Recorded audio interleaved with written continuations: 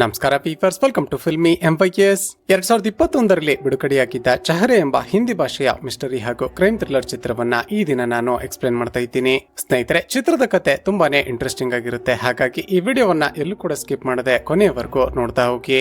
ಚಿತ್ರದ ಮೊದಲ ಸೀನ್ ನಲ್ಲಿ ಸಮೀರ್ ಎಂಬ ಒಬ್ಬ ವ್ಯಕ್ತಿ ತನ್ನ ಕಾರ್ ನಲ್ಲಿ ಅರ್ಜೆಂಟ್ ಆಗಿ ಎಲ್ಲಿಗೋ ಹೋಗ್ತಿರೋದನ್ನ ನೋಡ್ತೀವಿ. ಸಮೀರ್ ಹೋಗ್ತಾ ಇದ್ದ ಆ ಪ್ರದೇಶದಲ್ಲಿ ತುಂಬಾನೇ ಜಾಸ್ತಿ ಸ್ನೋಫಾಲ್ ಆಗ್ತಿದ್ದ ಕಾರಣ ಆತ ತುಂಬಾನೇ ಹುಷಾರಾಗಿ ತನ್ನ ಕಾರನ್ನ ಡ್ರೈವ್ ಮಾಡ್ತಿರ್ತಾನೆ. ಹೀಗೆ ಮುಂದೆ ಬಂದು ಡೆಲ್ಲಿಗೆ ಹೋಗಬೇಕಾಗಿದ್ದ ರಸ್ತೆ ಕಡೆ ತಿರುಗಿ ಸ್ವಲ್ಪ ಮುಂದೆ ಬಂದು ನೋಡಿದ್ರೆ ರಸ್ತೆ ಮೇಲೆ ದೊಡ್ಡ ಮರ ಬಿದ್ದು ರೋಡ್ ಬ್ಲಾಕ್ ಆಗಿ ಬಿಡುತ್ತೆ. ಸಮೀರ್ ಕಾರ್ ನಿಂದ ಕೆಳಗಡೆ ಇಳಿದು ಆ ಮರವನ್ನ ಪಕ್ಕಕ್ಕೆ ಜರುಗಿಸೋದಕ್ಕೆ ಆಗುತ್ತಾ ಅಂತ ನೋಡ್ತಿದ್ದಾಗ ಅಲ್ಲಿಗೆ ಪರಂಜಿತ್ ಎಂಬ ಒಬ್ಬ ವ್ಯಕ್ತಿ ಬರ್ತಾನೆ. ಅವನನ್ನ ನೋಡಿದ ಸಮೀರ್, ಸರ್, ಇಲ್ಲೆಲ್ಲಾದ್ರೂ ಸುತ್ತಮುತ್ತ ಉಳಿದುಕೊಳ್ಳೋದಕ್ಕೆ ಹೋಟೆಲ್ ಇದೆಯಾ ಅಂತ ವಿಚಾರಿಸುತ್ತಾನೆ. ಅದಕ್ಕೆ ಆತ, ಸರ್, ಇಷ್ಟೊಂದು ಸ್ನೋಫಾಲ್ ಆಗ್ತಿರುವ ಜಾಗದಲ್ಲಿ ಯಾವ ಹೋಟೆಲ್ ಕೂಡ ಇರೋದಿಲ್ಲ. ಅದು ಅಲ್ಲದೆ ರಸ್ತೆ ಮೇಲೆ ಬಿದ್ದಿರುವ ಈ ಮರವನ್ನ ಕ್ಲಿಯರ್ ಮಾಡೋದಕ್ಕೆ ಇಲ್ಲ ಅಂದ್ರೂ 2-3 ದಿನ ಬೇಕಾಗುತ್ತೆ. ಇಲ್ಲೇ ಹತ್ತಿರದಲ್ಲಿ ನನ್ನ ಫ್ರೆಂಡ್ ನ ಮನೆ ಇದೆ. ನಾನು ಈಗ ಅಲ್ಲಿಗೆನೆ ಹೋಗ್ತಿದ್ದೆ. ನೀವು ಬೇಕಾದ್ರೆ ನನ್ನ ಜೊತೆನೆ ಬರ್ಬೋದು ಅಂತ ಹೆಲ್ಪ್ ಅನ್ನ ಆಫರ್ ಮಾಡ್ತಾನೆ. ಈಗ ಸಮೀರ್ಗೆ ಬೇರೆ ದಾರಿ ಇಲ್ಲದೆ ಸರಿ ಅಂತ ಪರಂಜಿತ್ ನ ಜೊತೆ ಹೊರಡ್ತಾನೆ. ಹೊರಡುವ ಬರದಲ್ಲಿ ತನ್ನ ಕಾರ್ ಕೀಯನ್ನ ಪಾಕೆಟ್ ನಲ್ಲಿ ಹಾಕಿಕೊಳ್ಳೋದಕ್ಕೆ ಹೋಗಿ ಬೈ ಮಿಸ್ಟೇಕ್ ಆಗಿ ಕೆಳಗಡೆ ಬೀಳಿಸಿಕೊಂಡು ಬಿಡ್ತಾನೆ. ಕಾರ್ ಕೀಯನ್ನ ಕೆಳಗಡೆ ಬೀಳಿಸಿಕೊಂಡಿದ್ದು ಗೊತ್ತಾಗದೆ ಅಲ್ಲಿಂದ ಹೊರಟು ಹೋಗ್ತಾನೆ. ಈಗ ಪರಂಜಿತ್ ಸಮೀರ್ನನ್ನ ಕರೆದುಕೊಂಡು ಅಲ್ಲಿಂದ ಸ್ವಲ್ಪ ದೂರದಲ್ಲಿದ್ದ ಜಗದೀಶ್ ಎಂಬ ತನ್ನ ಫ್ರೆಂಡ್ ಮನೆಗೆ ಕರೆದುಕೊಂಡು ಬರ್ತಾನೆ. ಸಮೀರ್ ಮನೆಯ ಒಳಗಡೆ ಬಂದು ನೋಡಿದ್ರೆ ಮನೆಯಲ್ಲಿರೋರೆಲ್ಲ ಆಲ್ಮೋಸ್ಟ್ ವಯಸ್ಸಾದ ವ್ಯಕ್ತಿಗಳೇ ಆಗಿರ್ತಾರೆ. ಪರಂಜಿತ್ ಸಮೀರ್ಗೆ ಅಲ್ಲೇ ಕೂತಿದ್ದ ತನ್ನ ಫ್ರೆಂಡ್ ಹರಿಯ ಎಂಬಾತನನ್ನ ಪರಿಚಯ ಮಾಡ್ತಾನೆ. ನಂತರ ಅಲ್ಲೇ ನಿಂತಿದ್ದ ಮನೆ ಕೆಲಸದಕ್ಕೆ ಆನಳನ್ನ ಕೂಡ ಪರಿಚಯ ಮಾಡ್ತಾನೆ. ಪರಂಜಿತ್ ಆ ಮನೆಯಲ್ಲಿರೋರನ್ನೆಲ್ಲ ಪರಿಚಯ ಮಾಡಿದ ನಂತರ ಸಮೀರ್ ಒಂದು ವಿಷಯವನ್ನ ಅಬ್ಸರ್ವ್ ಮಾಡ್ತಾನೆ. ಅದೇನಂದ್ರೆ ಆ ಮನೆಯಲ್ಲಿರೋರಲ್ಲಿ ಆಲ್ಮೋಸ್ಟ್ ಎಲ್ಲರೂ ಕೂಡ ಲಾ ಫೀಲ್ಡ್ ನಲ್ಲೇ ಕೆಲಸ ಮಾಡಿರೋರಾಗಿರ್ತಾರೆ. ಹೇಗಂದ್ರೆ ಸಮೀರ್ನನ್ನ ಈ ಮನೆಗೆ ಕರೆದುಕೊಂಡು ಬಂದಿರುವ ಪರಂಜಿತ್ ಒಬ್ಬ ಕ್ರಿಮಿನಲ್ ಲಾಯರ್ ಆಗಿರ್ತಾನೆ. ಜಗದೀಶ್ ಒಬ್ಬ ರಿಟೈರ್ಡ್ ಜಡ್ಜ್ ಆಗಿರ್ತಾನೆ. ನಂತರ ಹರಿಯ ಎಂಬ ಒಬ್ಬ ವ್ಯಕ್ತಿ ಇದ್ದ ಅಲ್ವಾ, ಆತ ಜೈಲಿನಲ್ಲಿ ಕೈದಿಗಳಿಗೆ ಶಿಕ್ಷೆ ಕೊಡುವ ಕೆಲಸ ಮಾಡ್ತಿರ್ತಾನೆ. ಈಗ ಸಮೀರ್ ತನ್ನ ಬಗ್ಗೆ ತಾನು ಪರಿಚಯ ಮಾಡಿಕೊಂಡಾಗ ನಮಗೆ ಗೊತ್ತಾಗುತ್ತೆ ಈತ ಒಂದು ದೊಡ್ಡ ಆಡ್ ಕಂಪನಿಯ ಸಿಇಒ ಅಂತ. ಸಮೀರ್ ವೆಕೇಶನ್ಗೆ ಅಂತ ತನ್ನ ಹೆಂಡತಿಯನ್ನ ಕರೆದುಕೊಂಡು ಕಾಶ್ಮೀರ್ ನಲ್ಲಿದ್ದ ಒಂದು ರೆಸಾರ್ಟ್ಗೆ ಬಂದಿರ್ತಾನೆ. ಆದ್ರೆ ಯಾವುದೋ ಒಂದು ಅರ್ಜೆಂಟ್ ಕೆಲಸ ಬಂದ ಕಾರಣ ತಕ್ಷಣವೇ ಡೆಲ್ಲಿಗೆ ಹೋಗ್ತಿದ್ದಾಗ ಅವನ ಕಾರ್ ಕೆಟ್ಟು ಈ ಮನೆಗೆ ಬಂದಿರ್ತಾನೆ. ಸಮೀರ್ನ ಪ್ಯಾಂಟ್ ನೆನೆದು ಒದ್ದೆ ಆಗಿದ್ದ ಕಾರಣ ಮೇಲೆ ಇದ್ದ ವಾಶ್ರೂಮ್ಗೆ ಹೋಗಿ ಫ್ರೆಶ್ ಅಪ್ ಆಗ್ತಾ ಇದ್ದಾಗ ಅಲ್ಲೇ ಇಟ್ಟಿದ್ದ ಒಂದು ಪ್ಯಾಂಟ್ ಅವನಿಗೆ ಕಾಣಿಸುತ್ತೆ. ಆ ಪ್ಯಾಂಟ್ ಅನ್ನ ನಾನು ಹಾಕಿಕೊಳ್ಳಬಹುದು ಅಂತ ಕೇಳೋದಕ್ಕೆ ಹೊರಗಡೆ ಬರ್ತಿದ್ದಾಗ ಅಲ್ಲಿಗೆ ಆನಾ ಬರ್ತಾಳೆ. ಆಗ ಈ ಸಮೀರ್ ತನ್ನ ಪಾಕೆಟ್ ನಲ್ಲಿದ್ದ 2 ಪ್ಲಾಸ್ಟಿಕ್ ಬಟರ್ಫ್ಲೈಗಳನ್ನ ಆಕೆಗೆ ಕೊಟ್ಟು ಆಕೆ ಜೊತೆ ಫ್ಲರ್ಟ್ ಮಾಡೋದಕ್ಕೆ ಟ್ರೈ ಮಾಡ್ತಾನೆ. ಆದ್ರೆ ಆನಾ ನೋಡಿದ್ರೆ ಸಮೀರ್ ಕೊಟ್ಟಿದ್ದ ಆ ಬಟರ್ಫ್ಲೈಗಳನ್ನ ನೋಡಿ ತುಂಬಾನೇ ವಿಚಿತ್ರವಾಗಿ ಜೋರಾಗಿ ನಗೋದಕ್ಕೆ ಶುರು ಮಾಡ್ತಾಳೆ. ಸ್ನೇಹಿತರೆ, ಈಗ ಪರಂಜಿತ್ ನ ಮಾತಿನ ಮೂಲಕ ನಮಗೆ ಗೊತ್ತಾಗೋದೇನಂದ್ರೆ ಈ ಆನಾ ಸ್ವಲ್ಪ ಮೆಂಟಲಿ ಡಿಸ್ಟರ್ಬ್ ಆಗಿರ್ತಾಳೆ. ಅದಕ್ಕೆ ಕಾರಣ ಏನಂದ್ರೆ ಕೆಲವು ತಿಂಗಳ ಹಿಂದೆ ಆನಾಳ ಮೇಲೆ ಒಬ್ಬ ಅತ್ಯಾಚಾರ ಮಾಡಿ ತುಂಬಾನೇ ಭೀಕರವಾಗಿ ಹಲ್ಲೆ ಮಾಡಿರ್ತಾನೆ. ನಂತರ ಈ ವಿಷಯ ಇವಳ ಅಣ್ಣ ಜೋಗೆ ಗೊತ್ತಾಗಿ ತನ್ನ ತಂಗಿಯ ಮೇಲೆ ಅತ್ಯಾಚಾರ ಮಾಡಿದ್ದವನನ್ನ ಕೊಲೆ ಮಾಡಿ ಜೈಲಿಗೆ ಹೋಗಿರ್ತಾನೆ. ಆನಾಳ ಆ ರೇಪ್ ಕೇಸ್ ಹಾಗೂ ಈ ಜೋ ಮಾಡಿದ್ದ ಕೊಲೆ ಕೇಸನ್ನ ಇನ್ವೆಸ್ಟಿಗೇಷನ್ ಮಾಡಿ ಜೋಗೆ ಜೈಲಿಗೆ ಹೋಗುವ ಶಿಕ್ಷೆಯನ್ನ ಕೊಟ್ಟಿದ್ದು ಆಗ ಸರ್ವಿಸ್ ನಲ್ಲಿದ್ದ ಈ ಜಗದೀಶೆ. ಜೋ ಜೈಲಿಗೆ ಹೋದ ಕಾರಣ ಹಾಗೂ ಆನಾಳಿಗೆ ತಂದೆ ತಾಯಿ ಇಲ್ಲದ ಕಾರಣ ಹಾಗೂ ಆನಾ ತುಂಬಾನೇ ಮೆಂಟಲಿ ಡಿಸ್ಟರ್ಬ್ ಆಗಿದ್ದ ಕಾರಣ ಆಕೆಗೆ ಇದೇ ಮನೆಯಲ್ಲಿ ಇರೋದಕ್ಕೆ ಇವರೆಲ್ಲ ಅವಕಾಶ ಕೊಟ್ಟಿರ್ತಾರೆ. ಈಗ ಜೋ ಕೂಡ ತನ್ನ ಶಿಕ್ಷೆಯನ್ನ ಕಂಪ್ಲೀಟ್ ಮಾಡಿದ ಕಾರಣ ಅವನು ಕೂಡ ರಿಲೀಸ್ ಆಗಿ ಇದೇ ಮನೆಗೆ ವಾಪಸ್ ಬಂದಿರ್ತಾನೆ. ಅದೇ ಸಮಯಕ್ಕೆ ಈ ಕಡೆ ಚಿತ್ರದ ಹೀರೋ ಲತೀಫ್ ನ ಎಂಟ್ರಿ ಆಗುತ್ತೆ. ಲತೀಫ್ ಕೂಡ ತುಂಬಾನೇ ಫೇಮಸ್ ಆಗಿದ್ದ ಒಬ್ಬ ರಿಟೈರ್ಡ್ ಕ್ರಿಮಿನಲ್ ಲಾಯರ್ ಆಗಿರ್ತಾನೆ. ಲತೀಫ್ ಒಳಗಡೆ ಬರ್ತಿದ್ದ ಹಾಗೆ ಎಲ್ಲಿದ್ದಾರೆ ತನ್ನ BMW ಕಾರ್ ನಲ್ಲಿ ಡೆಲ್ಲಿಗೆ ಹೋಗ್ತಿರುವ ಶ್ರೀಮಂತ ವ್ಯಕ್ತಿ ಅಂತ ಪರಂಜಿತ್ ನನ್ನ ಕೇಳ್ತಾರೆ. ಇದನ್ನ ಕೇಳಿದ ಅಲ್ಲಿದ್ದವರಿಗೆಲ್ಲ ತುಂಬಾನೇ ಆಶ್ಚರ್ಯ ಆಗುತ್ತೆ. ನಾವು ಈ ಮನೆಗೆ ಯಾರು ಬಂದಿದ್ದಾರೆ ಅಂತ ಇನ್ನು ಕೂಡ ಹೇಳೇ ಇಲ್ವಲ್ಲ, ಇದೆಲ್ಲ ನಿನ್ಗೆ ಗೊತ್ತಾಯ್ತು ಅಂತ ಪರಂಜಿತ್ ಕೇಳ್ತಾನೆ. ಅದಕ್ಕೆ ಲತೀಫ್ ಹೇಳೋದೇನಂದ್ರೆ, ನಾನು ಮನೆ ಒಳಗಡೆ ಬಂದ ತಕ್ಷಣ ಎದುರುಗಡೆ ನೇತು ಹಾಕಿರುವ ಆ ಕೋರ್ಟ್ ಅನ್ನ ನೋಡ್ದೆ. ಆ ಕೋರ್ಟ್ ನಿಂದ ನೀರು ಸೋರ್ತಿದೆ. ಇದರ ಅರ್ಥ ಈ ಮನೆಗೆ ಈಗ ತಾನೇ ಯಾರೋ ಬಂದಿದ್ದಾರೆ ಅಂತ ಅರ್ಥ. ಆ ಕೋರ್ಟ್ ಅನ್ನ ನೋಡಿದ್ರೇನೆ ಗೊತ್ತಾಗುತ್ತೆ ಅದು ಎಷ್ಟೋ ಕಾಸ್ಟ್ಲಿ ಅಂತ. ಅಷ್ಟೊಂದು ಕಾಸ್ಟ್ಲಿ ಇರುವ ಕೋರ್ಟ್ ಅನ್ನ ಹಾಕಿಕೊಳ್ಳಬೇಕು ಅಂದ್ರೆ ಒಂದು ಆ ವ್ಯಕ್ತಿ ದೊಡ್ಡ ಬಿಸ್ನೆಸ್ ಮನ್ ಆಗಿರ್ಬೇಕು, ಇಲ್ಲಾಂದ್ರೆ ಯಾವುದಾದ್ರೂ ಕಂಪನಿಯಲ್ಲಿ ದೊಡ್ಡ ಪೋಸ್ಟ್ ನಲ್ಲಿ ಇರ್ಬೇಕು. ಜೊತೆಗೆ ಇಲ್ಲಿ ಬರ್ತಿರುವಾಗ ಮನೆಯಿಂದ ಸ್ವಲ್ಪ ದೂರದಲ್ಲಿ ಒಂದು BMW ಕಾರ್ ನಿಂತಿರೋದನ್ನ ನೋಡ್ದೆ. ಹತ್ತಿರ ಹೋಗಿ ನೋಡಿದಾಗ ಆ ಕಾರ್ ಡೆಲ್ಲಿ ರಿಜಿಸ್ಟ್ರೇಷನ್ ಅಂತ ಗೊತ್ತಾಯ್ತು. ಜೊತೆಗೆ ಆ ಕಾರ್ನ ಕೀ ಅಲ್ಲೇ ಪಕ್ಕದಲ್ಲಿ ಬಿದ್ದಿರೋದನ್ನ ನೋಡ್ದೆ. ಆ ಕೀಯನ್ನ ತೆಗೆದುಕೊಂಡು ಕಾರನ್ನ ಓಪನ್ ಮಾಡಿ ನೋಡಿದಾಗ ಕಾರ್ ಒಬ್ಬ ಮಹಿಳೆ ಹೆಸರಲ್ಲಿ ರಿಜಿಸ್ಟ್ರೇಷನ್ ಆಗಿದೆ ಅಂತ ಗೊತ್ತಾಯ್ತು. ಇದರರ್ಥ ಆ ಕಾರು ಈ ಮನೆಗೆ ಬಂದಿರುವ ಆ ವ್ಯಕ್ತಿಯ ಹೆಂಡತಿದೆ ಆಗಿರ್ಬೋದು ಅಂತ ಗೆಸ್ ಮಾಡಿ ನಿಮ್ಮನ್ನ ಕೇಳ್ದೆ ಅಂತ ಹೇಳ್ತಾನೆ. ಸ್ನೇಹಿತರೆ, ಈ ಸೀನ್ ನಿಂದ ನಮಗೆ ಗೊತ್ತಾಗೋದೇನಂದ್ರೆ ಲತೀಫ್ ತುಂಬಾನೇ ಸೂಕ್ಷ್ಮವಾಗಿ ಎಲ್ಲವನ್ನ ಕೂಡ ಹೇಗೆ ಅಬ್ಸರ್ವ್ ಮಾಡ್ತಾರೆ ಅನ್ನೋದು ಗೊತ್ತಾಗುತ್ತೆ. ಅಷ್ಟರಲ್ಲೇ ಕೆಳಗಡೆ ಬಂದ ಸಮೀರ್ ಎಲ್ಲರ ಜೊತೆ ಕೂತು ಮಾತನಾಡುತ್ತಾ ತನ್ನ ಬಗ್ಗೆ ತಾನು ಪರಿಚಯ ಮಾಡಿಕೊಳ್ಳೋದಕ್ಕೆ ಶುರು ಮಾಡ್ತಾನೆ. ತಾನು ಹೇಗೆ ಈಗಿರುವ ಕಂಪನಿಯಲ್ಲಿ ಸಾಮಾನ್ಯ ಕೆಲಸಗಾರನಾಗಿ ಸೇರಿಕೊಂಡು ಸಿಇಒ ಆದೆ ಅಂತ ಹೇಳಿಕೊಳ್ತಾನೆ. ಸಮೀರ್ ಹೀಗೆ ತನ್ನ ಬಗ್ಗೆ ತಾನು ಹೇಳಿಕೊಳ್ಳುತ್ತಿರುವಾಗ ಲತೀಫ್ ಅವನ ಬಳಿ ಇದ್ದ ಸಿಗರೆಟ್ ಬಾಕ್ಸ್ ಅನ್ನ ನೋಡ್ತಾನೆ. ಆ ಬಾಕ್ಸ್ ನ ಮೇಲ್ಗಡೆ ವಿತ್ ಲವ್ ಫ್ರಮ್ ಎನ್ವೋ ಅಂತ ಬರೆದಿರುತ್ತೆ. ಇಷ್ಟೊಂದು ಕಾಸ್ಟ್ಲಿ ಸಿಗರೆಟ್ ಬಾಕ್ಸ್ ಅನ್ನ ನಿಮಗೆ ನಿಮ್ಮ ಹೆಂಡತಿ ಗಿಫ್ಟ್ ಮಾಡಿದ್ರ ಅಂತ ಲತೀಫ್ ಕೇಳ್ತಾನೆ. ಅದಕ್ಕೆ ಸಮೀರ್ ಇಲ್ಲ, ಇದನ್ನ ನನ್ನ ಗರ್ಲ್ ಫ್ರೆಂಡ್ ನನಗೆ ಗಿಫ್ಟ್ ಮಾಡಿತು ಅಂತ ಹೇಳ್ತಾನೆ. ಹೀಗೆ ತುಂಬಾ ಹೊತ್ತು ಮಾತನಾಡಿದ ನಂತರ ಸಮೀರ್ ತನ್ನ ಹೆಂಡತಿಗೆ ಫೋನ್ ಮಾಡೋದಕ್ಕೆ ಅಂತ ನೋಡಿದ್ರೆ ಅವನ ಮೊಬೈಲ್ ನಲ್ಲಿ ನೆಟ್ವರ್ಕ್ ಇರೋದಿಲ್ಲ. ಸರ್, ನನ್ನ ಹೆಂಡತಿಗೆ ಅರ್ಜೆಂಟ್ ಆಗಿ ಒಂದು ಫೋನ್ ಕಾಲ್ ಮಾಡಬೇಕಿತ್ತು. ನನ್ನ ಮೊಬೈಲ್ ನಲ್ಲಿ ನೆಟ್ವರ್ಕ್ ಇಲ್ಲ. ನಿಮ್ಮ ಮನೆಯಲ್ಲಿ ಫೋನ್ ಇದೆಯಾ ಅಥವಾ ನಿಮ್ಮ ಯಾರ ಬಳಿಯಾದ್ರೂ ಮೊಬೈಲ್ ಇದೆಯಾ ಅಂತ ವಿಚಾರಿಸುತ್ತಾನೆ. ಅದಕ್ಕೆ ಲತೀಫ್ ಈ ಜಾಗದಲ್ಲಿ ಯಾವ ನೆಟ್ವರ್ಕ್ ಕೂಡ ಬರೋದಿಲ್ಲ, ಅದು ಅಲ್ಲದೆ ಈ ಮನೆಯಲ್ಲಿ ಫೋನ್ ಕನೆಕ್ಷನ್ ಕೂಡ ಇಲ್ಲ ಅಂತ ಹೇಳ್ತಾನೆ. ಅದಕ್ಕೆ ಸಮೀರ್ ಏನೋ ನೆಟ್ವರ್ಕ್ ಕೂಡ ಈ ಜಾಗದಲ್ಲಿ ಸಿಗೋದಿಲ್ವಾ, ಹಾಗಾದ್ರೆ ನೀವೆಲ್ಲ ಹೇಗೆ ಟೈಮ್ ಪಾಸ್ ಮಾಡ್ತೀರಾ ಅಂತ ಕೇಳ್ತಾನೆ. ಅದಕ್ಕೆ ಲತೀಫ್ ಹೇಳೋದೇನಂದ್ರೆ ನಮಗೆ ಇಲ್ಲಿ ಯಾವುದೇ ಕಾರಣಕ್ಕೂ ಬೇಜಾರಾಗೋದಿಲ್ಲ, ಯಾಕಂದ್ರೆ ನಾವೆಲ್ಲ ಸೇರಿ ಒಂದು ಗೇಮ್ ಅನ್ನ ಆಡ್ತೀವಿ. ನಾವೆಲ್ಲ ಲಾ ಫೀಲ್ಡ್ ನಲ್ಲೇ ಕೆಲಸ ಮಾಡಿರುವ ಕಾರಣ ಹಳೆಯ ಕೇಸ್ ಗಳನ್ನ ರೀಓಪನ್ ಮಾಡಿ ಇನ್ವೆಸ್ಟಿಗೇಷನ್ ಮಾಡ್ತಿರುವ ರೀತಿ ರೀಎನಾಕ್ಟ್ ಮಾಡ್ತೀವಿ. ಪರಂಜಿತ್ ಹಾಗೂ ನಾನು ಇಬ್ಬರು ಕೂಡ ಕ್ರಿಮಿನಲ್ ಲಾಯರ್ ಆಗಿರುವ ಕಾರಣ ಒಬ್ಬರು ಪರವಾಗಿ ಹಾಗೂ ಒಬ್ಬರು ವಿರುದ್ಧವಾಗಿ ವಾದ ಮಾಡ್ತೀವಿ. ನಮ್ಮಿಬ್ಬರ ವಾದಗಳನ್ನ ಕೇಳಿ ಜಗದೀಶ್ ಜಡ್ಜ್ಮೆಂಟ್ ಅನ್ನ ಕೊಡ್ತಾರೆ. ಇದನ್ನ ಕೇಳಿದ ಸಮೀರ್ಗೆ ಇದ್ಯಾವ ರೀತಿಯ ಗೇಮ್, ನನಗೆ ಇದನ್ನ ಆಡೋದಕ್ಕೆ ಇಂಟ್ರೆಸ್ಟ್ ಇಲ್ಲ ಅಂತ ಹೇಳ್ತಾನೆ. ಆದ್ರೆ ಅವರೆಲ್ಲ ಸೇರಿ ಸಮೀರ್ ನನ್ನ ತುಂಬಾನೇ ಫೋರ್ಸ್ ಮಾಡಿದ ಕಾರಣ ಸರಿ ಅಂತ ಆ ಗೇಮ್ ಅನ್ನು ಆಡೋದಕ್ಕೆ ಒಪ್ಪಿಕೊಳ್ತಾನೆ. ಈಗ ಪರಂಜಿತ್ ಸಮೀರ್ ನನ್ನ ಮೇಲ್ಗಡೆ ಕರೆದುಕೊಂಡು ಹೋಗಿ, ಸಮೀರ್, ನಿನ್ನ ಲೈಫ್ ಅಲ್ಲಿ ನೀನು ಯಾವ್ದಾದ್ರು ಕ್ರೈಮ್ ಅನ್ನ ಮಾಡಿದ್ಯಾ? ಹೊರಗಡೆ ಜಗತ್ತಿಗೆ ಗೊತ್ತಾಗದ ಹಾಗೆ ನೀನು ಯಾವ್ದಾದ್ರು ಕ್ರೈಮ್ ಅನ್ನ ಮಾಡಿದ್ರೆ ನನ್ನ ಬಳಿ ಹೇಳು. ಒಂದು ವೇಳೆ ನೀನು ಯಾವ್ದಾದ್ರು ಕ್ರೈಮ್ ಅನ್ನ ಮಾಡಿ ಅದನ್ನ ನಮ್ಮ ಬಳಿ ಮುಚ್ಚಿಟ್ರು ಕೂಡ ಲತೀಫ್ ತುಂಬಾನೇ ಬುದ್ಧಿವಂತಿಕೆಯಿಂದ ಅದನ್ನ ನಿನ್ನ ಬಳಿಯಿಂದ ಬಾಯಿ ಬಿಡಿಸ್ತಾನೆ ಅಂತ ಹೇಳ್ತಾನೆ. ಅದಕ್ಕೆ ಸಮೀರ್ ತುಂಬಾನೇ ಕಾನ್ಫಿಡೆಂಟ್ ಆಗಿ, ಸರ್, ನಾನು ಜೀವನದಲ್ಲಿ ಯಾವ ಕ್ರೈಮ್ ಅನ್ನ ಕೂಡ ಮಾಡಿಲ್ಲ. ನಿಮ್ಮ ಫ್ರೆಂಡ್ ಲತೀಫ್ ಅಷ್ಟೊಂದು ಬುದ್ಧಿವಂತ ಆಗಿದ್ರೆ ನಾನು ಯಾವ್ದಾದ್ರು ಕ್ರೈಮ್ ಅನ್ನ ಮಾಡಿದ್ರೆ ಅದನ್ನ ನಾನು ಒಪ್ಪಿಕೊಳ್ಳುವ ಹಾಗೆ ಮಾಡ್ಲಿ ಅಂತ ಚಾಲೆಂಜ್ ಮಾಡ್ತಾನೆ. ಹೀಗೆ ಎಲ್ಲ ಸೇರಿ ಆ ಗೇಮ್ ಅನ್ನ ಶುರು ಮಾಡ್ತಾರೆ. ಈಗ ಲತೀಫ್ ಸಮೀರ್ನ ವಿರುದ್ಧವಾಗಿ ವಾದ ಮಾಡಿದ್ರೆ ಪರಂಜಿತ್ ಅವನ ಪರವಾಗಿ ವಾದ ಮಾಡೋದಕ್ಕೆ ಶುರು ಮಾಡ್ತಾನೆ. ಲತೀಫ್ ಸಮೀರ್ನ ಎನ್ಕ್ವೈರಿ ಮಾಡೋದಕ್ಕೆ ಶುರು ಮಾಡ್ತಾನೆ. ನಿಮಗೆ ಈಗಾಗಲೇ ಮದುವೆ ಆಗಿದೆ ಅಂತ ಹೇಳಿದ್ರಲ್ಲ, ನಿಮ್ಮ ಫ್ಯಾಮಿಲಿ ಫೋಟೋವನ್ನ ತೋರಿಸಿ ಅಂತ ಕೇಳ್ತಾನೆ. ಸಮೀರ್ ಸರಿ, ಅದರಲ್ಲೇನು ಕೂಡ ಪ್ರಾಬ್ಲಮ್ ಇಲ್ಲ ಅಂತ ತನ್ನ ಫೋನ್ ಅನ್ನ ಅನ್ಲಾಕ್ ಮಾಡಿ ತನ್ನ ಹೆಂಡತಿ ಹಾಗೂ ಮಗುವಿನ ಫೋಟೋವನ್ನ ತೋರಿಸ್ತಾನೆ. ಸಮೀರ್ ತನ್ನ ಫೋನ್ ಅನ್ನ ಅನ್ಲಾಕ್ ಮಾಡಿ ತನ್ನ ಹೆಂಡತಿ ಹಾಗೂ ಮಕ್ಕಳ ಫೋಟೋವನ್ನ ತೋರಿಸೋದಕ್ಕೆ ಅಂತ ಹೋದಾಗ ಅವನ ಮೊಬೈಲ್ ನ ಪಾಸ್ವರ್ಡ್ ಅನ್ನ ಲತೀಫ್ ನೋಡಿಬಿಡ್ತಾನೆ. ಈಗ ಲತೀಫ್, ಸರಿ ಸಮೀರ್, ನೀವು ಈಗ ಕೆಲಸ ಮಾಡ್ತಿರುವ ಕಂಪನಿಯಲ್ಲಿ ತುಂಬಾನೇ ಲೋ ಲೆವೆಲ್ ನಲ್ಲಿ ಕೆಲಸಕ್ಕೆ ಸೇರ್ಕೊಂಡು ಈಗ ಸಿಇಒ ಆದೆ ಅಂತ ಹೇಳಿದ್ರಲ್ಲ, ಅದೇಗೆ ಅಂತ ಕೇಳ್ತಾನೆ. ಅದಕ್ಕೆ ಸಮೀರ್, ಹೌದು, ಈಗ ನಾನು ಕೆಲಸ ಮಾಡ್ತಿರುವ ಈ ಕಂಪನಿಯಲ್ಲಿ ತುಂಬಾನೇ ಲೋ ಲೆವೆಲ್ ನಲ್ಲಿ ಕೆಲಸಕ್ಕೆ ಸೇರಿಕೊಂಡಿದ್ದೆ. ನನ್ನನ್ನ ಕಂಪನಿಗೆ ಸೇರಿಸಿಕೊಂಡಿದ್ದು ಕಂಪನಿಯ ಓನರ್ ಆಗಿರುವ GS ಓಸ್ವಾಲ್. ಆದ್ರೆ ಕೆಲವು ತಿಂಗಳುಗಳ ಹಿಂದೆ ಓಸ್ವಾಲ್ ಅನಾರೋಗ್ಯದ ಕಾರಣದಿಂದ ಸತ್ತು ಹೋದ್ರು.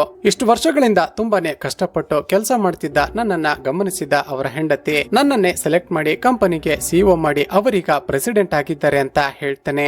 ಮುಂದುವರೆದು ಓಸ್ವಾಲ್ ತುಂಬಾನೇ ಸ್ಟ್ರಿಕ್ಟ್ ವ್ಯಕ್ತಿಯಾಗಿದ್ದ. ಆತ ತಮ್ಮ ಕಂಪನಿಯಲ್ಲಿ ಯಾರೇ ಕಷ್ಟಪಟ್ಟು ಕೆಲಸ ಮಾಡಿದ್ರು ಕೂಡ ಅವರನ್ನ ಒಂದು ದಿನ ಕೂಡ ಅಪ್ರಿಶಿಯೇಟ್ ಮಾಡ್ತಾ ಇರಲಿಲ್ಲ. ಕಂಪನಿಯಲ್ಲಿ ಕೆಲಸ ಮಾಡುವ ಕೆಲಸಗಾರರು ಎಷ್ಟೇ ಚೆನ್ನಾಗಿ ಕೆಲಸ ಮಾಡಿದ್ರು ಕೂಡ ಅವರ ಕೆಲಸದಲ್ಲಿ ತಪ್ಪನ್ನ ಹುಡುಕುತ್ತಿದ್ದ. ಯಾವುದೇ ಕಾರಣಕ್ಕೂ ಕೂಡ ರಜೆಯನ್ನೇ ತೆಗೆದುಕೊಳ್ಳದ ಓಸ್ವಾಲ್ ಕೆಲವು ತಿಂಗಳುಗಳ ಹಿಂದೆ ಇದ್ದಕ್ಕಿದ್ದಂತೆ 1 ತಿಂಗಳು ರಜೆಯನ್ನ ತೆಗೆದುಕೊಂಡ್ರು. ಅದಾಗಿ ಮತ್ತೆ ಕೆಲವು ತಿಂಗಳುಗಳ ನಂತರ ನೋಡಿದ್ರೆ ಅವರು ತೀರಿ ಹೋದ್ರು. ಆಗ ಸಮೀರ್ ಮಾತನಾಡ್ತಾ ಇದ್ದಿದ್ದನ್ನ ನೋಡಿದ ಲತೀಫ್, ಹೌದು, ನಿಮ್ಮ ಕಂಪನಿಯ ಓನರ್ ಸತ್ತು ಹೋದ್ರು ಅಂತ ಒಂದು ಸ್ವಲ್ಪ ಕೂಡ ನಿಮ್ಮ ಮುಖದಲ್ಲಿ ಬೇಜಾರೆ ಕಾಣಿಸ್ತಿಲ್ವಲ್ಲ. ಜೊತೆಗೆ ಅವರು ತೀರಿ ಹೋದ ನಂತರನೇ ನೀನು ಈ ಕಂಪನಿಗೆ ಸಿಇಒ ಆಗಿದ್ಯಾ. ಇದರರ್ಥ ಅವರ ಸಾವಿನ ಅಡ್ವಾಂಟೇಜ್ ಡೈರೆಕ್ಟ್ ಆಗಿ ನಿನಗೇನೆ ಸಿಕ್ಕಿದೆ. ಇದರರ್ಥ ನೀನೆ ಪ್ಲಾನ್ ಮಾಡಿ ನಿಮ್ಮ ಬಾಸ್ ನನ್ನ ಕೊಲೆ ಮಾಡಿರಬಹುದಲ್ವಾ ಅಂತ ಅವನನ್ನ ಅಕ್ಯೂಸ್ ಮಾಡ್ತಾನೆ. ಇದನ್ನ ಕೇಳಿದ ಲತೀಫ್ಗೆ ತುಂಬಾನೇ ಕೋಪ ಬರುತ್ತೆ. ನಾನ್ ಯಾಕೆ ನನ್ನ ಬಾಸ್ ನನ್ನ ಕೊಲೆ ಮಾಡ್ತೀನಿ, ಅಷ್ಟಕ್ಕೂ ನೀವು ನನ್ನನ್ನ ಹೀಗೆ ಅಕ್ಯೂಸ್ ಮಾಡ್ತಿರೋದಕ್ಕೆ ನಿಮ್ಮ ಬಳಿ ಸಾಕ್ಷಿ ಏನಿದೆ ಅಂತ ರೇಗ್ತಾನೆ. ಆಗ ಪರಂಜಿತ್ ಸಮೀರ್ಗೆ ಸಮಾಧಾನ ಮಾಡಿ, ನೀನೇನೋ ತಲೆ ಕೆಡಿಸಿಕೊಳ್ಳಬೇಡ, ನಾನು ಕೂಡ ವಾದ ಮಾಡ್ತೀನಿ ಅಂತ ಹೇಳ್ತಾನೆ. ಹೀಗೆ ಇವರೆಲ್ಲ ಆ ಗೇಮ್ ಅನ್ನ ಆಡ್ತಾ ಆಡ್ತಾ ರಾತ್ರಿ ಆಗುತ್ತೆ. ಊಟ ಮಾಡುತ್ತಿರುವಾಗಲೂ ಕೂಡ ಲತೀಫ್ ಮತ್ತೆ ಮತ್ತೆ ಅದೇ ಪ್ರಶ್ನೆಗಳನ್ನ ಕೇಳಿ ಸಮೀರ್ಗೆ ತುಂಬಾನೇ ಫ್ರಸ್ಟ್ರೇಟ್ ಮಾಡಿಸ್ತಾನೆ. ಸಮೀರ್ ಮತ್ತಷ್ಟು ಕೋಪಗೊಂಡು ಕಂಪನಿಯ ಸಿಇಒ ಆಗ್ಬೇಕು ಅಂತ ನಾನ್ ಯಾಕೆ ಓಸ್ವಾಲ್ ನನ್ನ ಕೊಲೆ ಮಾಡ್ತೀನಿ, ಅಷ್ಟಕ್ಕೂ ಸಿಇಒ ಪೋಸ್ಟ್ ಗೆ ನನ್ನ ಜೊತೆ ಇನ್ನು ಇಬ್ಬರು ನನ್ನ ಕಂಪನಿಯಲ್ಲೇ ಕೆಲಸ ಮಾಡ್ತಿದ್ದ ಕ್ಯಾಂಡಿಡೇಟ್ ಗಳಿದ್ರು. ಆದ್ರೆ ಓಸ್ವಾಲ್ ನ ಹೆಂಡತಿ ನಾನು ಇಷ್ಟು ವರ್ಷಗಳಿಂದ ಕಂಪನಿಯಲ್ಲಿ ಕಷ್ಟಪಟ್ಟು ಕೆಲಸ ಮಾಡಿದ್ದನ್ನ ನೋಡಿ ನನ್ನನ್ನೇ ಸಿಇಒ ಮಾಡಿದ್ರು ಅಂತ ಹೇಳ್ತಾನೆ. ಆಗ ಲತೀಫ್, ಸರಿ, ಓಸ್ವಾಲ್ ನ ಹೆಂಡತಿಯ ಹೆಸರೇನು ಅಂತ ಕೇಳ್ತಾನೆ. ಅದಕ್ಕೆ ಸಮೀರ್ ಆಕೆ ಹೆಸರು ನತಾಶಾ ಓಸ್ವಾಲ್ ಅಂತ ಹೇಳ್ತಾನೆ. ಇದನ್ನ ಕೇಳಿದ ಲತೀಫ್, ನಿಮ್ಮ ಬಾಸ್ ನ ಹೆಂಡತಿ ಹೆಸರು ನತಾಶಾ ಓಸ್ವಾಲ್, ಹಾಗಾದ್ರೆ ನಿಮ್ಮ ಬಳಿ ಇರುವ ಸಿಗರೇಟ್ ನ ಬಾಕ್ಸ್ ನ ಮೇಲೆ ಲವ್ ಫ್ರಮ್ ಎನ್ವೋ ಅಂತ ಬರ್ದಿದ್ಯಲ್ಲ, ಇದರರ್ಥ ನಿಮ್ಮ ಬಾಸ್ ಓಸ್ವಾಲ್ ನ ಹೆಂಡತಿ ನಿಮಗೆ ತುಂಬಾನೇ ಕ್ಲೋಸ್ ಅಂತ ಅನ್ಸುತ್ತೆ ಅಲ್ವಾ? ಯಾಕಂದ್ರೆ ಇಷ್ಟೊಂದು ಕಾಸ್ಟ್ಲಿ ಸಿಗರೇಟ್ ಬಾಕ್ಸ್ ಅನ್ನ ನಿಮಗೆ ಗಿಫ್ಟ್ ಕೊಟ್ಟಿದ್ದಾರಲ್ಲ ಅಂತ ಕೇಳ್ತಾನೆ. ಈಗ ಮತ್ತಷ್ಟು ಫ್ರಸ್ಟ್ರೇಟ್ ಆದ ಸಮೀರ್ ಒಂದು ಟ್ವಿಸ್ಟ್ ಅನ್ನ ರಿವೀಲ್ ಮಾಡ್ತಾನೆ. ಹೌದು, ನಾನು ಹಾಗೂ ನತಾಶಾ ತುಂಬಾನೇ ಕ್ಲೋಸ್ ಆಗಿದ್ವಿ, ಆದ್ರೆ ನತಾಶಾ ನಮ್ಮ ಬಾಸ್ ಓಸ್ವಾಲ್ ನ ಹೆಂಡತಿ ಅಂತ ಗೊತ್ತಾಗೋದಕ್ಕೂ ಮುಂಚೆನೆ ಆಕೆ ನಾನು ತುಂಬಾನೇ ಕ್ಲೋಸ್ ಆಗಿದ್ವಿ. ಸಮೀರ್ನ ಮಾತುಗಳನ್ನ ಕೇಳಿದ ಲತೀಫ್, ಹಾಗಾದ್ರೆ ಖಂಡಿತ ನೀನು ಹಾಗೂ ನತಾಶಾ ಇಬ್ಬರು ಸೇರಿ ಓಸ್ವಾಲ್ ನನ್ನ ಕೊಲೆ ಮಾಡಿದ್ದೀರಾ. ಓಸ್ವಾಲ್ ನನ್ನ ಕೊಲೆ ಮಾಡಿದ ನಂತರ ಆಕೆ ಪ್ರೆಸಿಡೆಂಟ್ ಆದ್ರೆ ನಿನ್ನನ್ನ ಸಿಇಒ ಮಾಡಿದ್ದಾಳೆ. ನಿಜ ಒಪ್ಕೋ, ನೀವಿಬ್ರು ಸೇರಿನೇ ಈ ಕೊಲೆಯನ್ನ ಮಾಡಿದಿರಲ್ವಾ ಅಂತ ಮತ್ತೆ ಮತ್ತೆ ಕೋಪ ಬರುವಂತೆ ಪ್ರಶ್ನೆ ಕೇಳ್ತಾನೆ. ಈ ಪ್ರಶ್ನೆಗಳಿಂದ ಮತ್ತಷ್ಟು ಕೋಪಗೊಂಡ ಸಮೀರ್ ಈಗ ನಡೆದ ನಿಜವನ್ನ ಹೇಳೋದಕ್ಕೆ ಶುರು ಮಾಡ್ತಾನೆ. ಕೆಲವು ತಿಂಗಳ ಹಿಂದೆ ಸಮೀರ್ ತನ್ನ ಫ್ರೆಂಡ್ಸ್ ಜೊತೆ ಪಾರ್ಟಿ ಮಾಡೋದಕ್ಕೆ ಅಂತ ಒಂದು ಕ್ಲಬ್ಗೆ ಹೋಗಿರ್ತಾನೆ. ಆಗಲೇ ಅಲ್ಲಿ ಪಾರ್ಟಿ ಮಾಡಿ ತುಂಬಾನೇ ಕುಡಿದಿದ್ದ ಈ ನತಾಶಾ ನಶೆಯಲ್ಲಿ ತನ್ನ ಇಯರಿಂಗ್ ಅನ್ನ ಬಿಡಿಸಿಕೊಂಡು ಮನೆಗೆ ಹೊರಡ್ತಿರ್ತಾಳೆ. ಆ ಇಯರಿಂಗ್ ಅನ್ನ ನೋಡಿದ ಸಮೀರ್ ತಕ್ಷಣ ಅದನ್ನ ತೆಗೆದುಕೊಂಡು ಹೋಗಿ ವಾಪಸ್ ನತಾಶಾಗೆ ಕೊಡ್ತಾನೆ. ಆಕೆ ನೋಡಿದ್ರೆ ತುಂಬಾನೇ ಕುಡಿದಿದ್ದ ಕಾರಣ ಕಾರನ್ನ ಡ್ರೈವ್ ಮಾಡೋದಕ್ಕೂ ಕೂಡ ಶಕ್ತಿ ಇರೋದಿಲ್ಲ. ಇದನ್ನ ನೋಡಿದ ಸಮೀರ್, ನೀವು ಈಗಾಗ್ಲೇ ತುಂಬಾನೇ ಕುಡಿದಿದ್ದೀರಾ, ನೀವು ಈ ಕಾರನ್ನ ಓಡಿಸ್ಕೊಂಡು ಮನೆಗೆ ಹೋಗೋದು ಸೇಫ್ ಅಲ್ಲ, ಬೇಕಾದ್ರೆ ನಾನು ನಿಮ್ಗೆ ಡ್ರಾಪ್ ಮಾಡ್ಲಾ ಅಂತ ಕೇಳ್ತಾನೆ. ಅದಕ್ಕೆ ನತಾಶಾ ಸರಿ ಅಂತ ಸಮೀರ್ನ ಕೈಲಿ ಕಾರ್ನ ಕೀಯನ್ನು ಕೊಟ್ಟು ತನ್ನ ಫಾರ್ಮ್ ಹೌಸ್ಗೆ ಡ್ರಾಪ್ ಮಾಡಿಸಿಕೊಳ್ತಾಳೆ. ಹೀಗೆ ದಿನಗಳು ಕಳೆದಂತೆ ನತಾಶಾ ಹಾಗೂ ಸಮೀರ್ನ ಮಧ್ಯ ಮತ್ತಷ್ಟು ಮಾತುಕತೆ ಹೆಚ್ಚಾಗ್ತಾ ಇಬ್ಬರು ತುಂಬಾನೇ ಹತ್ತಿರವಾಗ್ತಾರೆ. ಆದ್ರೆ ಒಂದು ದಿನ ಒಂದು ಹೋಟೆಲ್ಗೆ ಸ್ಟೇ ಮಾಡೋದಕ್ಕೆ ಅಂತ ಇಬ್ಬರು ಹೋಗಿದ್ದಾಗ ಈ ನತಾಶಾಳ ಗಂಡ ತನ್ನ ಕಂಪನಿಯ ಓನರ್ ಓಸ್ವಾಲೆ ಅಂತ ಈ ಸಮೀರ್ಗೆ ಗೊತ್ತಾಗಿರುತ್ತೆ. ತನ್ನ ಹೆಂಡತಿಯ ಜೊತೆ ತಾನಿರೋದು ಏನಾದ್ರೂ ತನ್ನ ಬಾಸ್ಗೆ ಗೊತ್ತಾದ್ರೆ ನನ್ನನ್ನ ಖಂಡಿತ ಕೆಲಸದಿಂದ ಕಿತ್ತು ಹಾಕ್ತಾರೆ ಅಂತ ಭಯಪಟ್ಟು ಅಂದಿನಿಂದ ಆಕೆಯ ಕಾಂಟ್ಯಾಕ್ಟ್ ಅನ್ನೇ ಬಿಟ್ಟು ಬಿಟ್ಟಿರ್ತಾನೆ. ಆದ್ರೆ ಕೆಲವು ದಿನಗಳ ನಂತರ ನತಾಶಾ ಫೋನ್ ಮಾಡಿ ತುಂಬಾನೇ ಹೇಳ್ತಾ ಅರ್ಜೆಂಟ್ ಆಗಿ ನಿನ್ನನ್ನ ಮೀಟ್ ಮಾಡ್ಬೇಕು, ಇವತ್ತು ರಾತ್ರಿ ನನ್ನ ಫಾರ್ಮ್ ಹೌಸ್ಗೆ ಬಾ ಅಂತ ರಿಕ್ವೆಸ್ಟ್ ಮಾಡ್ತಾಳೆ. ಮೊದಲಿಗೆ ಸಮೀರ್ ಇನ್ಮೇಲೆ ನಮ್ಮಿಬ್ಬರ ರಿಲೇಶನ್ಶಿಪ್ ಅನ್ನ ಕಂಟಿನ್ಯೂ ಮಾಡೋದು ಬೇಡ ಅಂತ ಹೇಳ್ತಾನೆ. ಆದ್ರೆ ಆ ನತಾಶಾ ತುಂಬಾನೇ ಫೋರ್ಸ್ ಮಾಡಿದ ಕಾರಣ ಬೇರೆ ದಾರಿ ಇಲ್ಲದೆ ಸರಿ ಅಂತ ಆ ದಿನ ರಾತ್ರಿ ಅವಳ ಫಾರ್ಮ್ ಹೌಸ್ಗೆ ಹೋಗ್ತಾನೆ. ಫಾರ್ಮ್ ಹೌಸ್ ನ ಬಳಿ ಹೋಗಿ ಒಳಗಡೆ ಹೋಗೋದಕ್ಕೆ ಅಂತ ಟ್ರೈ ಮಾಡಿದ್ರೆ ಗೇಟ್ ಅನ್ನ ಯಾರೋ ಕ್ಲೋಸ್ ಮಾಡಿರ್ತಾರೆ. ಆಗ ನತಾಶಾ ಸ್ಟೇ ಮಾಡ್ತಿದ್ದ ಆಕೆ ರೂಮ್ ಬಳಿ ನೋಡಿದ್ರೆ ರೂಮ್ ನ ಒಳಗಡೆಯಿಂದ ಲೈಟ್ ಅನ್ನ ಯಾರೋ ಆನ್ ಆಫ್ ಮಾಡ್ತಿರ್ತಾರೆ. ಅನುಮಾನ ಬಂದು ತಕ್ಷಣವೇ ಸಮೀರ್ ಗೇಟ್ ಅನ್ನ ಹಾರಿ ಒಳಗಡೆ ಹೋಗಿ ಆ ರೂಮ್ ನ ಬಾಗಿಲನ್ನ ತೆಗೆದು ನೋಡಿದ್ರೆ ನತಾಶಾಳ ಬಾಯಿಗೆ ಬಟ್ಟೆಯನ್ನ ಕಟ್ಟಿ ಆಕೆ ಕೈಕಾಲುಗಳನ್ನ ಕಟ್ಟಿ ಯಾರೋ ಕೂಡಿ ಹಾಕಿರ್ತಾರೆ. ಹೊರಗಡೆಯಿಂದ ಯಾರಾದ್ರೂ ಬಂದು ತನಗೆ ಹೆಲ್ಪ್ ಮಾಡ್ಲಿ ಅಂತ ನತಾಶಾ ತನ್ನ ಕಾಲಿನಿಂದ ಲೈಟ್ ಅನ್ನ ಆನ್ ಆಫ್ ಮಾಡ್ತಿರ್ತಾಳೆ. ತಕ್ಷಣ ಆಕೆ ಬಾಯಿಗೆ ಕಟ್ಟಿದ್ದ ಬಟ್ಟೆಯನ್ನ ಹಾಗೂ ಕೈಕಾಲಿಗೆ ಕಟ್ಟಿದ್ದ ಹಗ್ಗವನ್ನ ಬಿಚ್ಚಿ ಏನಾಯ್ತು ಅಂತ ಕೇಳಿದಾಗ, ನನ್ನ ಗಂಡ ಓಸ್ವಾಲ್ ತುಂಬಾನೇ ವಿಚಿತ್ರ ವ್ಯಕ್ತಿ, ಆತನಿಗೆ ಹೊರಗಡೆ ಸಾಕಷ್ಟು ಹುಡುಗಿಯರ ಜೊತೆ ಅಫೇರ್ ಇದೆ. ಈ ವಿಷಯ ನನಗೆ ಗೊತ್ತಾಗಿ ನನ್ನ ಗಂಡನನ್ನ ಕೇಳಿದಾಗ ಆತ ನನಗೆ ಸರಿಯಾಗಿ ಹೊಡೆದು ಈ ರೀತಿ ಕೂಡಿ ಹಾಕಿ ಹೋಗಿದ್ದಾನೆ ಅಂತ ತುಂಬಾನೇ ಅಳ್ತಾ ಹೇಳ್ತಾಳೆ. ಇಲ್ಲಿಗೆ ಈ ಸಿನ್ ಕಟ್ ಹಾಕಿ ಚಿತ್ರದ ಕತೆ ಈಗ ಪ್ರೆಸೆಂಟ್ ಗೆ ಬರುತ್ತೆ. ನತಾಶಾಗೆ ಆ ರೀತಿ ಹಿಂಸೆ ಕೊಡ್ತಿದ್ದ ಓಸ್ವಾಲ್ ನ ಮೇಲೆ ನನಗೆ ತುಂಬಾನೇ ಕೋಪ ಇತ್ತು. ಆದ್ರೆ ಈ ಘಟನೆಯಾಗಿ ಕೆಲವೇ ದಿನಗಳ ನಂತರ ಗಾಲ್ಫ್ ಕೋರ್ಸ್ ನಲ್ಲಿ ಆಟವಾಡುತ್ತಿದ್ದಾಗ ಆತನಿಗೆ ಇದ್ದಕ್ಕಿದ್ದಂತೆ ಹಾರ್ಟ್ ಅಟ್ಯಾಕ್ ಆಗಿ ಆತ ಕುಸಿದು ಬಿದ್ದ. ತಕ್ಷಣವೇ ಅವನನ್ನ ಡಾಕ್ಟರ್ಗಳು ಬಂದು ರೆಸ್ಕ್ಯೂ ಮಾಡುವಷ್ಟರಲ್ಲಿ ಆತ ಸತ್ತು ಹೋದ ಅಂತ ಸಮೀರ್ ಹೇಳ್ತಾನೆ. ಸಮೀರ್ನ ಮಾತುಗಳನ್ನ ಕೇಳಿದ ಲತೀಫ್ ಹೇಳೋದನಂದ್ರೆ, ತಾನು ಕಂಪನಿಯನ್ನ ಸ್ಟಾರ್ಟ್ ಮಾಡಿ ಇಷ್ಟು ವರ್ಷಗಳಾದ್ರೂ ಕೂಡ ಒಂದೇ ಒಂದು ದಿನ ರಜೆಯನ್ನ ತೆಗೆದುಕೊಳ್ಳದ ಆ ಓಸ್ವಾಲ್ ಬರೋಬ್ಬರಿ 1 ತಿಂಗಳ ಕಾಲ ರಜೆಯನ್ನ ತೆಗೆದುಕೊಂಡಿದ್ದ ಅಂದ್ರೆ ಆ ಟೈಮ್ ನಲ್ಲಿ ಅವನಿಗೆ ಮೊದಲ ಹಾರ್ಟ್ ಅಟ್ಯಾಕ್ ಆಗಿತ್ತು ಅಂತ ಅರ್ಥ. ಮೊದಲ ಬಾರಿಗೆ ಅಷ್ಟು ದೊಡ್ಡ ಹಾರ್ಟ್ ಅಟ್ಯಾಕ್ ಆಗಿದ್ದ ಕಾರಣ ಎರಡನೇ ಬಾರಿಗೆ ಒಂದು ಚಿಕ್ಕ ಹಾರ್ಟ್ ಅಟ್ಯಾಕ್ ಆದ್ರೂ ಕೂಡ ಓಸ್ವಾಲ್ ಸತ್ತು ಹೋಗ್ತಿದ್ದ. ಇದರ ಅರ್ಥ ಆ ದಿನ ರಾತ್ರಿ ನೀನು ನತಾಶಾಳ ಫಾರ್ಮ್ ಹೌಸ್ಗೆ ಹೋಗಿ ಆಕೆಯನ್ನ ಸೇವ್ ಮಾಡೋದಕ್ಕೆ ಅಂತ ಹೋದಾಗ ಆಗಲೇ ನೀವಿಬ್ರು ಪ್ಲಾನ್ ಮಾಡಿಕೊಂಡಿದ್ದೀರಾ. ಹೇಗಿದ್ರು ಓಸ್ವಾಲ್ಗೆ ಮೊದಲನೇ ಹಾರ್ಟ್ ಅಟ್ಯಾಕ್ ಆಗಿದೆ, ಇನ್ನೊಂದು ಹಾರ್ಟ್ ಅಟ್ಯಾಕ್ ಆದ್ರೆ ಆತ ಸತ್ತು ಹೋಗ್ತಾನೆ ಅಂತ. ಓಸ್ವಾಲ್ಗೆ ಮೇಜರ್ ಹಾರ್ಟ್ ಅಟ್ಯಾಕ್ ಆಗೋ ರೀತಿ ಮಾಡೋದಕ್ಕೆ ಅಂತಾನೆ ನೀನು ನತಾಶಾಳ ಜೊತೆ ಇಂಟಿಮೇಟ್ ಆಗ್ತಿರುವ ರೀತಿ ವಿಡಿಯೋವನ್ನ ರೆಕಾರ್ಡ್ ಮಾಡಿಕೊಂಡಿದ್ಯಾ. ನಂತರ ಮರುದಿನ ಓಸ್ವಾಲ್ ಗಾಲ್ಫ್ ಆಟ ಆಡ್ತಾ ಇದ್ದಾಗ ಹೋಗಿ ಅವನಿಗೆ ಆ ವಿಡಿಯೋವನ್ನ ತೋರಿಸಿದ್ದೀರಾ. ನಿಮ್ಮಿಬ್ಬರ ಆ ವಿಡಿಯೋವನ್ನ ನೋಡಿದ ಓಸ್ವಾಲ್ಗೆ ಹಾರ್ಟ್ ಅಟ್ಯಾಕ್ ಆಗಿ ಆತ ಅಲ್ಲೇ ಸತ್ತು ಹೋಗಿದ್ದಾನೆ. ಇದೇ ರೀತಿ ಅಲ್ವಾ ನೀನು ಹಾಗೂ ನತಾಶಾ ಇಬ್ಬರು ಪ್ಲಾನ್ ಮಾಡಿ ಓಸ್ವಾಲ್ ನನ್ನ ಸಾಯಿಸಿರೋದು ಅಂತ ಲತೀಫ್ ಹೇಳ್ತಾನೆ. ಇದನ್ನ ಕೇಳಿದ ಸಮೀರ್ಗೆ ಮತ್ತಷ್ಟು ಕೋಪ ಬರುತ್ತೆ. ಇಲ್ಲ, ನೀವು ಹೇಳ್ತಿರೋದೆಲ್ಲ ಸುಳ್ಳು, ನೀವು ಹೇಳ್ತಿರುವ ಹಾಗೆ ನಾನು ಹಾಗೂ ನತಾಶಾ ಆ ರೀತಿಯ ಕೆಲಸವನ್ನ ಮಾಡೋದಕ್ಕೆ ಸಾಧ್ಯನೇ ಇಲ್ಲ ಅಂತ ವಾದ ಮಾಡ್ತಾನೆ. ಈಗ ಲತೀಫ್ ಒಂದು ಟ್ವಿಸ್ಟ್ ಅನ್ನ ರಿವೀಲ್ ಮಾಡ್ತಾನೆ. ಆಗಲೇ ಸಮೀರ್ ಇವರ ಜೊತೆ ಮಾತನಾಡ್ತಾ ವಾಶ್ರೂಮ್ಗೆ ಹೋಗಿ ಬರ್ತೀನಿ ಹೋಗ್ತೀನಿ ಅಂತ ಮೇಲ್ಗಡೆ ಹೋಗಿದ್ದಾಗ ಲತೀಫ್ ಸಮೀರ್ನ ಮೊಬೈಲ್ ಅನ್ನ ತೆಗೆದುಕೊಂಡು ಈ ಹಿಂದೆ ಆತ ತನ್ನ ಫ್ಯಾಮಿಲಿ ಫೋಟೋವನ್ನ ತೋರಿಸೋದಕ್ಕೆ ಅಂತ ಮೊಬೈಲ್ ಅನ್ನ ಅನ್ಲಾಕ್ ಮಾಡಿದ್ದ ಅಲ್ವಾ. ಆಗ ಆತ ಮೊಬೈಲ್ ಅನ್ನ ಅನ್ಲಾಕ್ ಮಾಡಿದ್ದ ಆ ಪ್ಯಾಟರ್ನ್ ಅನ್ನ ನೆನಪಿಟ್ಟುಕೊಂಡು ಅವನ ಮೊಬೈಲ್ ಅನ್ನ ಅನ್ಲಾಕ್ ಮಾಡಿ ನತಾಶಾ ಹಾಗೂ ಸಮೀರ್ ಇಬ್ಬರು ಸೇರಿಕೊಂಡು ಓಸ್ವಾಲ್ಗೆ ಹಾರ್ಟ್ ಅಟ್ಯಾಕ್ ಬರಿಸೋದಕ್ಕೆ ಅಂತ ಇಂಟಿಮೇಟ್ ಆಗುವ ರೀತಿ ರೆಕಾರ್ಡ್ ಮಾಡಿದ್ದ ಆ ವಿಡಿಯೋವನ್ನ ನೋಡಿಬಿಟ್ಟಿರ್ತಾನೆ. ಈಗ ತನ್ನ ಮೊಬೈಲ್ ಅನ್ನ ತನ್ನ ಪರ್ಮಿಷನ್ ಇಲ್ಲದೆ ಅನ್ಲಾಕ್ ಮಾಡಿ ಆ ವಿಡಿಯೋವನ್ನ ನೋಡಿದ್ದನ್ನು ಕೇಳಿದ ಸಮೀರ್ಗೆ ಮತ್ತಷ್ಟು ಕೋಪ ಬರುತ್ತೆ. ನಿನಗೆ ಎಷ್ಟು ಧೈರ್ಯ ಇದ್ರೆ ನನ್ನ ಪರ್ಮಿಷನ್ ಇಲ್ಲದೆ ನನ್ನ ಮೊಬೈಲ್ ಅನ್ನ ಮುಟ್ತೀಯಾ? ಅಷ್ಟಕ್ಕೂ ಆ ಕೊಲೆಯಲ್ಲಿ ನನ್ನ ತಪ್ಪೇನೂ ಇಲ್ಲ ಅಂತ ಚಿತ್ರದ ಅಲ್ಟಿಮೇಟ್ ಟ್ವಿಸ್ಟ್ ಅನ್ನ ಅಂದ್ರೆ ಆ ದಿನ ನಿಜವಾಗಿಯೂ ನಡೆದದ್ದೇನು ಅಂತ ಹೇಳೋದಕ್ಕೆ ಶುರು ಮಾಡ್ತಾನೆ. ಸ್ನೇಹಿತರೆ, ಆ ದಿನ ಈ ಸಮೀರ್ ನತಾಶಾಳನ್ನ ಕಾಪಾಡೋದಕ್ಕೆ ಅಂತ ಆಕೆ ಫಾರ್ಮ್ ಹೌಸ್ಗೆ ಹೋಗಿದ್ದಾಗ ಆಕೆ ನನ್ನ ಗಂಡ ಓಸ್ವಾಲ್ ತುಂಬಾನೇ ಕೆಟ್ಟವನು, ಆತ ಬದುಕಿದ್ರೆ ನಾನು ನೆಮ್ಮದಿಯಾಗಿ ಇರೋದಕ್ಕೆ ಸಾಧ್ಯ ಇಲ್ಲ. ಆತನಿಗೆ ಈಗಾಗಲೇ ಒಂದು ಬಾರಿ ಹಾರ್ಟ್ ಅಟ್ಯಾಕ್ ಬಂದಿದೆ, ಎರಡನೇ ಬಾರಿಗೆ ಆತನಿಗೆ ಹಾರ್ಟ್ ಅಟ್ಯಾಕ್ ಆದ್ರೆ ಆತ ಖಂಡಿತ ಬದುಕಿರೋದಿಲ್ಲ. ನನ್ನ ಗಂಡನನ್ನ ಕೊಲೆ ಮಾಡೋದಕ್ಕೆ ನನಗೆ ಸಹಾಯ ಮಾಡುವಂತ ರಿಕ್ವೆಸ್ಟ್ ಮಾಡ್ತಾಳೆ. ಮೊದಲಿಗೆ ಸಮೀರ್ ಇದಕ್ಕೆ ಒಪ್ಪಿಕೊಳ್ಳೋದಿಲ್ಲ. ಆದ್ರೆ ಸಮೀರ್ಗೆ ನತಾಶಾಳ ಜೊತೆ ಅಫೇರ್ ಇದ್ದ ಕಾರಣ ಆಕೆ ತುಂಬಾನೇ ಫೋರ್ಸ್ ಮಾಡಿ ಅವನನ್ನ ಒಪ್ಪಿಸುತ್ತಾಳೆ. ನಂತರ ನತಾಶಾ ಮಾಡಿದ ಪ್ಲಾನ್ ಪ್ರಕಾರನೇ ಇಬ್ಬರು ಇಂಟಿಮೇಟ್ ಆಗ್ತಿರುವ ರೀತಿ ಒಂದು ವಿಡಿಯೋವನ್ನ ರೆಕಾರ್ಡ್ ಮಾಡಿ ಅದನ್ನ ಓಸ್ವಾಲ್ಗೆ ತೋರಿಸಿ ಅವನಿಗೆ ಹಾರ್ಟ್ ಅಟ್ಯಾಕ್ ಬರೆಸಿ ಸಾಯುವ ಹಾಗೆ ಮಾಡಿರ್ತಾಳೆ. ಆದ್ರೆ ತನ್ನ ಗಂಡ ಓಸ್ವಾಲ್ ನನ್ನ ಸಾಯಿಸಿದ ನಂತರ ಆ ನತಾಶಾ ಈ ಸಮೀರ್ನ ಜೊತೆ ಮಾತನಾಡೋದನ್ನೇ ಸ್ಟಾಪ್ ಮಾಡಿ ಇವನನ್ನ ಅವಾಯ್ಡ್ ಮಾಡೋದಕ್ಕೆ ಶುರು ಮಾಡ್ತಾಳೆ. ಆದ್ರೆ ಕೆಲವು ತಿಂಗಳುಗಳ ನಂತರ ನತಾಶಾ ರಿಚರ್ಡ್ ಎಂಬ ಮತ್ತೊಬ್ಬ ವ್ಯಕ್ತಿಯ ಜೊತೆ ಪ್ರತ್ಯಕ್ಷ ಆಗಿರ್ತಾಳೆ. ಈಗ ಸಮೀರ್ಗೆ ಅರ್ಥವಾಗಿರುತ್ತೆ, ಈ ನತಾಶಾ ನನ್ನ ಜೊತೆ ಕ್ಲೋಸ್ ಆಗಿರುವ ರೀತಿ ನಾಟಕ ಮಾಡಿ ನನ್ನನ್ನ ಕೊಲೆ ಮಾಡೋದಕ್ಕೆ ಬಳಸಿಕೊಂಡಿದ್ದಾಳೆ ಅಂತ. ಈತ ಅವರಿಬ್ಬರಿಗೆ ಗೊತ್ತಾಗದ ಹಾಗೆ ಅವರನ್ನ ಫಾಲೋ ಮಾಡ್ತಾ ಅವಳ ಫಾರ್ಮ್ ಹೌಸ್ಗೆ ಹೋದಾಗ ರಿಚರ್ಡ್ ಹಾಗೂ ಈ ನತಾಶಾ ಇಬ್ಬರು ಪ್ಲಾನ್ ಮಾಡಿಕೊಂಡೆ ಓಸ್ವಾಲ್ ನನ್ನ ಕೊಲೆ ಮಾಡೋದಕ್ಕೆ ಅಂತಾನೆ ಈ ಸಮೀರ್ನ ಜೊತೆ ಅಫೇರ್ ಇಟ್ಟುಕೊಳ್ಳುವ ರೀತಿ ನಾಟಕ ಮಾಡಿ ನತಾಶಾ ಇಷ್ಟೆಲ್ಲವನ್ನ ಮಾಡಿದ್ಲು ಅಂತ ಗೊತ್ತಾಗುತ್ತೆ. ಹಾಗೂ ಆ ದಿನ ಪಾರ್ಟಿ ಮಾಡೋದಕ್ಕೆ ಅಂತ ಕ್ಲಬ್ಗೆ ಹೋಗಿದ್ದಾಗ ಈ ಸಮೀರ್ ಬಂದು ತನ್ನನ್ನ ಮಾತನಾಡಿಸಲಿ ಅಂತಾನೆ ತುಂಬಾನೇ ನಶೆಯಲ್ಲಿರುವ ರೀತಿ ನಾಟಕ ಮಾಡಿ ತನ್ನ ಇಯರಿಂಗ್ಸ್ ಅನ್ನ ಕೆಳಗಡೆ ಬೀಳಿಸಿ ಅದನ್ನ ವಾಪಸ್ ಸಮೀರ್ ತಂದು ತನಗೆ ಕೊಡುವ ರೀತಿ ಸಿಚುವೇಶನ್ ಅನ್ನ ಕ್ರಿಯೇಟ್ ಮಾಡಿರ್ತಾಳೆ.